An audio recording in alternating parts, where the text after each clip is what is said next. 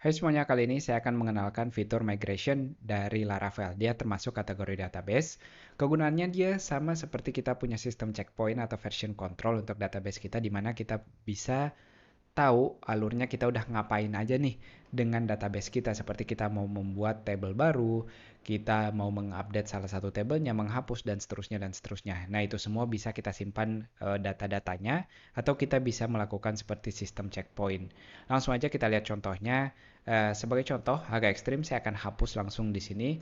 Untuk kategori artikelnya, migration juga membantu kita untuk mau membuat bikin table baru dibanding kita bikin manual, mau di GUI, di PHP admin atau di tempat lainnya seperti SQL Pro, tapi kita bisa bikin dengan command line langsung. Nah, saya akan kasih contohnya di sini di generic migration. Kalau kita mau langsung dengan nama tablenya, saya bisa pakai ini.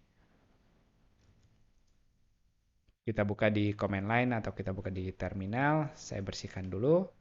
Untuk nama tabelnya, misalnya kita mau membuat nama artikel seperti sebelumnya, saya akan bikin create articles table. Dan untuk dash create-nya di sini nama pluralnya yaitu articles, nama tabelnya. Dia akan ngebuatin buat kita.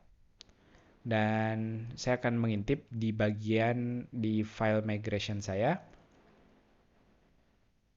Di bagian database, migration, kita udah punya sekarang di sini articles table, dia hanya bikin ID dan timestamp di sini. Nah, ini seperti ini tampilan dari migration-nya, di mana secara otomatis kita punya ID integer dan juga timestamp.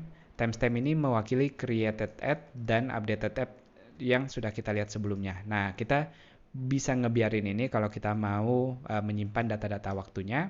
Sekarang tugasnya gimana kalau kita mau membuat si fitur title, table, dan seterusnya. Data apa aja yang bisa kita lakukan, kita bisa melakukannya sama seperti kita membuat table biasa, seperti ada foreign ID, ada integer, ada boolean, ada date time, dan seterusnya, dan seterusnya. Misalnya pada kali ini, saya membutuhkan di table saya string untuk title-nya, atau varchar nanti jadinya.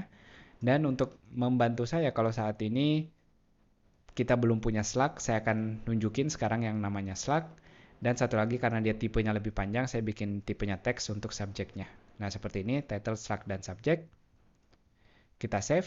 Untuk menjalankannya sendiri, teman-teman bisa ke command lainnya, lalu menjalankan perintahnya php artisan migrate. Jadi file ini, kalau mau kita jalankan ke database-nya, kita tinggal php artisan migrate. Kalau command make sebelumnya hanya untuk membuat filenya, sekarang untuk menyimpannya di database, kita jalankan ini.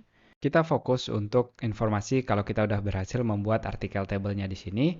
Yang lain-lain, teman-teman bisa kacangin dulu atau dibiarin dulu. Ini adalah beberapa file migration yang datang bersama pada saat instalan awal Laravel. Kita bahas di bagian lain, kita fokus kalau kita udah berhasil membuat artikel tabelnya dan memastikan kalau kita sekarang ke GUI atau ke bagian database-nya kita udah ngelihat beberapa file, tapi sekali lagi kita fokus ke bagian artikelnya.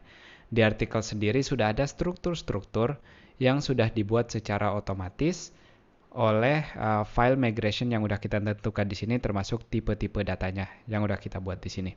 Nah, timestamp sendiri seperti yang saya sindir sebelumnya, dia mewakili created at dan updated at secara otomatis dibuatkan untuk kita. Nah, dengan ini, dengan satu komen, kita udah berhasil menjalankan membuat filenya. Setelah kita edit, kita menjalankan komen lain lagi untuk memigrasi atau mengimportnya ke database.